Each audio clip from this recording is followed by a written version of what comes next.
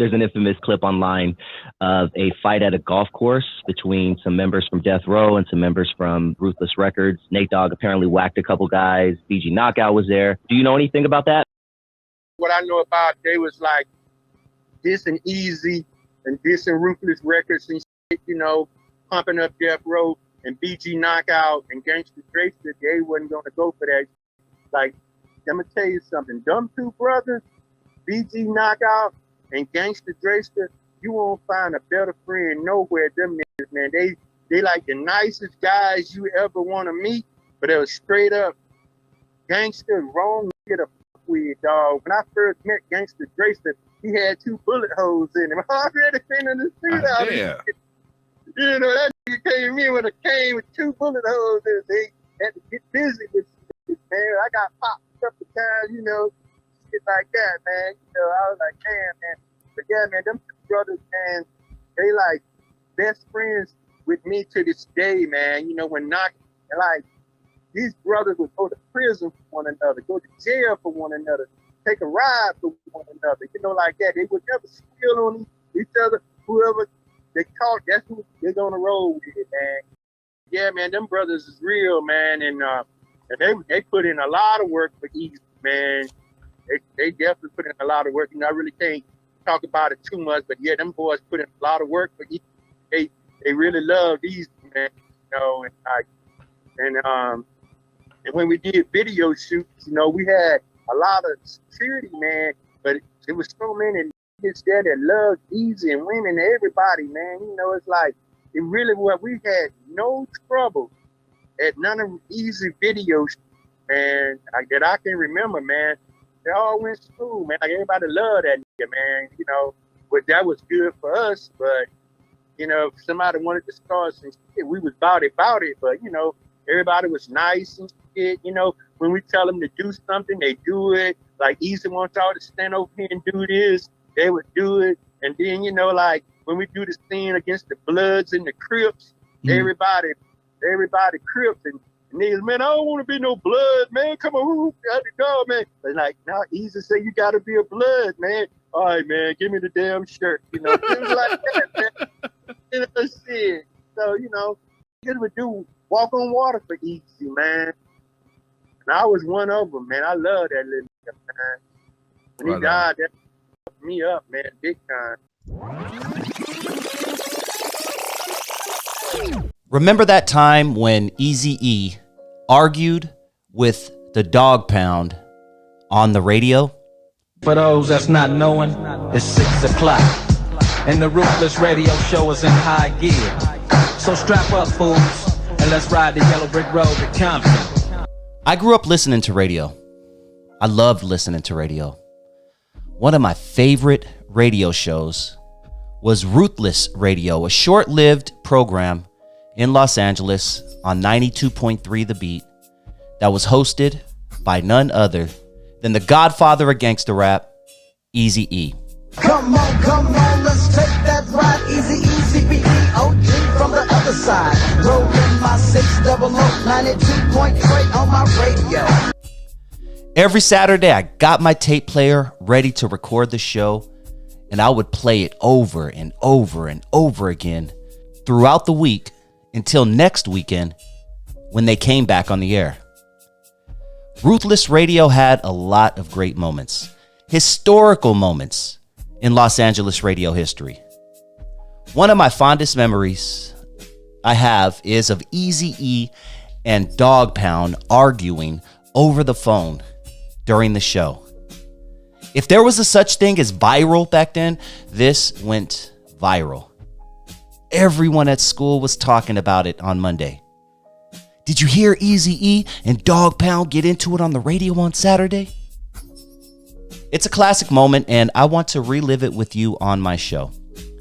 Let's go back to the 90s, around 1994, 1995 to be exact, when Dogg Pound called in to the Ruthless Radio show hosted by EAZY. Who's on the phone?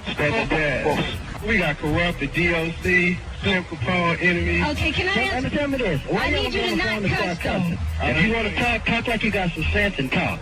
Say what you got to say. Don't get on the phone tripping. So that's EAZY who said, don't get on the phone tripping, if you can't tell by his distinct voice. And on the line is Daz. I think I heard Slip Capone and Corrupt.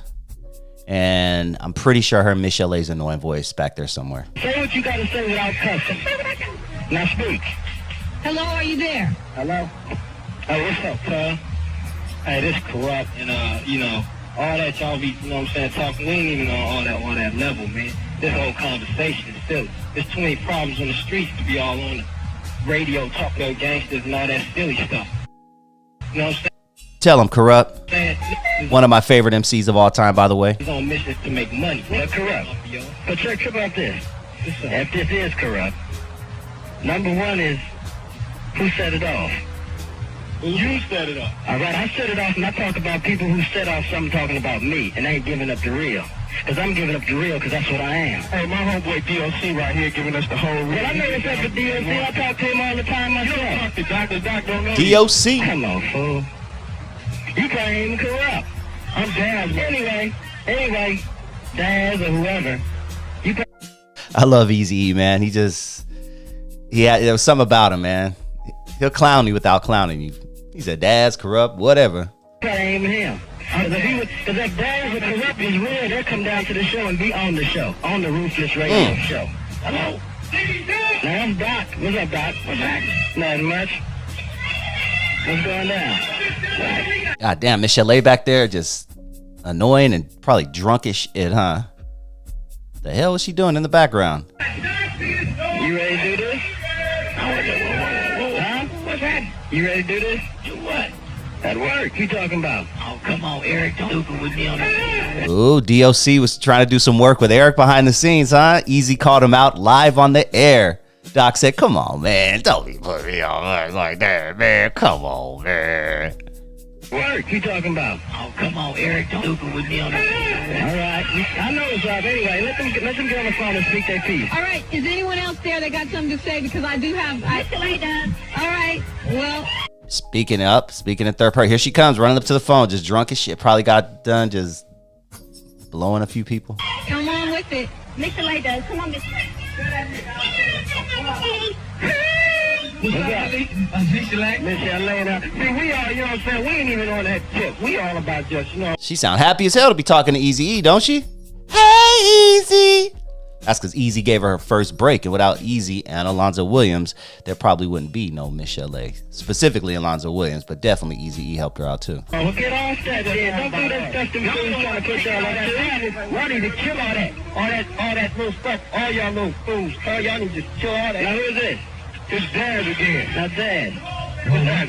I'm bringing this. Not Daz. I'm bringing this. Daz.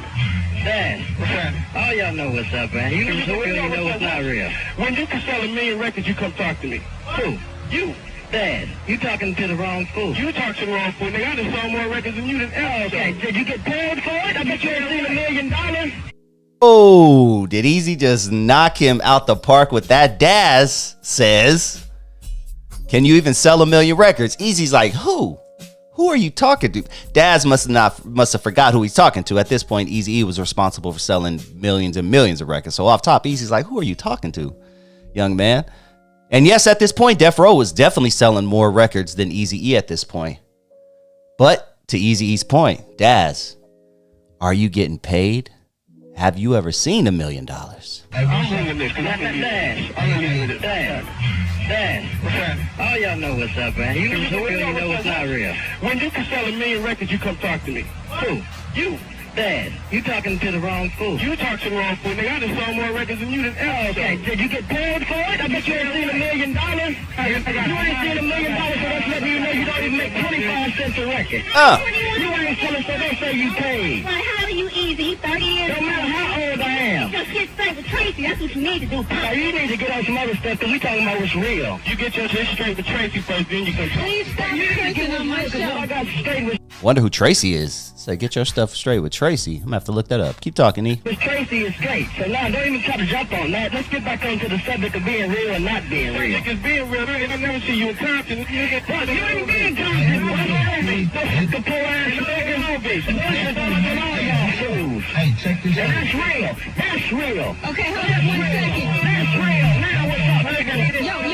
Hey, practice what you preach. He's a boss. Practice what Damn, everybody in there off of stress weed just you preach. And when you speak about ruthless, high as hell. what you say. Hey, was trying to get a... Yo, When you diss me, you hello? diss yourself. Hey, check this I out. can shut it all down. Now what's up? Who's 6 up?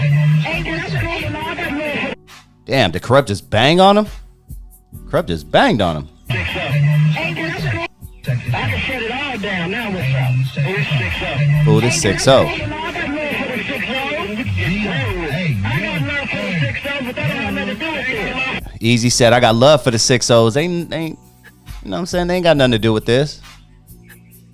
I got love for the 6 but that don't have nothing to do with it. Your punk ass. All right. Hey, was trying to get a word in here. Hey, go ahead. Hey, what's up, Dad? What's up, hey? Hey, what's up, man? Havoc, man. Who? Havoc South Central Cartel. What's up? All right. Hey, Havoc in the building, South Central Cartel. Let Abe say something, please. Is that MC8 too? Hey, Trip, let me tell you how it is. Y'all jumped into something that didn't have nothing to do with y'all. Whatever is going on has something to do with me, Dre, and whoever else. It don't matter. Okay, if it don't matter, don't matter. It's on. Okay, hey, what was your I'm point? just saying that we need to just cancel all that crap. That's real killer. What's up? Oh, man. Ruthless. What? What's up, man? What? What's up, man? Why y'all give us some respect over there, man, and Dominique, low? Oh, what's up? Why y'all give us some respect, man? Why y'all keep that foot up, man? Everybody in the building, huh? Lazy Bone from Bone Thugs and Harmony. So basically, you get the gist of it. The full audio is on YouTube, so if you want to check out the full audio, please go check it out. Type in Dog Pound, EAZY radio argument or something along those lines, and you should be able to find the full audio. But what do you guys think of the audio I just played? I know it wasn't the best quality. Keep in mind, this was radio, and it was recorded off of a tape that then was digitized. So throughout the years, the audio clarity has not been as good as it would have sounded 30 years ago. But I would love to know your thoughts. What do you think about EAZY and Dog Pound getting into it? I loved a couple of points in there, specifically when Daz and EAZY went at it. Daz says, you ain't never sold 100 million records. And EAZY said, who are you talking to, fool? And then Daz was like, we selling more records than you. EAZY was like, yeah, but you ever seen $1 million? And I guarantee at that point, all the records Daz had sold and was responsible for at that particular point up until then, I'm going to bet that Daz hadn't seen $1 million at that point. Just a wild guess. So I thought that was a highlight of that clip. But what do you guys think? Comment down below. Let me know your thoughts. Please hit that like button if you haven't already. And if this is your first time joining the channel and you like what you hear, please hit that subscribe button. Real Mother Effin' G's by the late great EAZY Mother Effin' E.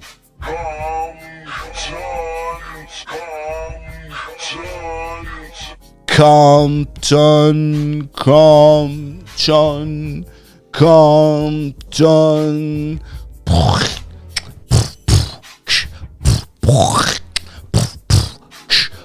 Da, da, da, da, da, da, da, da, da. Real Mother Effin' G's. I mean, come on, dog. That's probably one of the hardest tracks in hip hop history, period. I went in and I was like, okay, I'm gonna sample my voice going, real mother G. Yeah. So I sampled me doing that on the mic. So I was like, how can I make this sound evil? Because EAZY liked evil, dark sounding beats. So I was like, let me go ahead and make it sound as dark and evil as possible. And that's where we got introduced to the knockout definition, original baby gangsta. Thinking of a hood, motherfucker, I'ma bank ya, shank ya with my damn shake, cause I'm happy. Dr. Dre and Snoop Doggy Dogs are fucking actors, pranksters, studio gangsters, busters. This time you're dealing with some real mother. Jeez. I ended up going to the studio with them, and they were working on Real Compton City G's, and actually I wasn't even supposed to be a part of that song. The funny thing about it, I just happened to be there while they was recording it. And then we get introduced to DRESTA, Gangsta DRESTA, claiming my city, but Dre, you ain't from Compton. I mean, come on, dog. What a great, great song, in my opinion. And I thought BG Knockout was going to, I thought his career was going to go through the roof. I really enjoyed BG Knockout. He had a couple other songs And there was another one specifically where him and DRESTA were just going at the dog pound, man. We sitting on the balcony drinking. I see Snoop coming. Behind him, Warren G. I don't know if I think it was the Dub Shack, the Twins. And then Nate Dogg was like the last one in the crowd. So he was like Long Beach. I was like Nutty Block Crip. He was like Long Beach. I was like Nutty Block Crip. And he just kept on walking. They was on the golf carts just riding. Everybody high and drunk. So they down there clowning. So I'm going to meet my brother. Nate Dogg swooped on me. He swooped on me, but he ran over my foot. So I chased this golf cart. I'm like, I'm behind the golf cart chase. So he got out the golf cart and he was like, what's up? I'm like, nigga, why you run over my foot? He's like, you better get out. I just fired on him. Bam. And when I fired on him, I dropped him. But I heard all of his boys coming behind me, the Twins and all them, and I turned around and rushed one of them. And then my brother came over there, and then that's when you see all the madness happen. But this beef was really, really deep. Everyone knows this is at the height of when Ruthless and Death Row were just not feeling each other. And Dre Day met Eazy's payday, and Eazy was getting paid off of music that Dr. Dre was putting out, and they were meeting in the streets, and straps were being pulled, and I believe lives were being lost. It was a big deal, this whole Ruthless versus Death Row thing. And this whole beef was really, really deep. And it sucks because Dre and Eazy, they were friends, and they just parted due to money issues. First of all, I want to start off with those studio gangsters out there. No, wait. What's the studio? I just want to define it for Middle America. A studio gangster. It's somebody that's not real. They go in the studio and all of a sudden become hard when they used to do dance music. Okay. I'll tell you about it a little later. Okay. I don't believe nothing they say anyway. Talking about I ganked them for whatever and all that, so don't ever believe everything you hear. I had no idea that you make money off product from Dr. Dre and Snoop. Now, how did that work out? Basically, I had Dre signed as exclusive producer and exclusive artist. Mm-hmm. So when Dre tried to make his deal over at Interscope, I was included for the next 6 years. So you can say all you want to say. Basically, you could diss me all you want, but I'm going to get paid. Because that's why I say Dre Day is only Eazy's payday.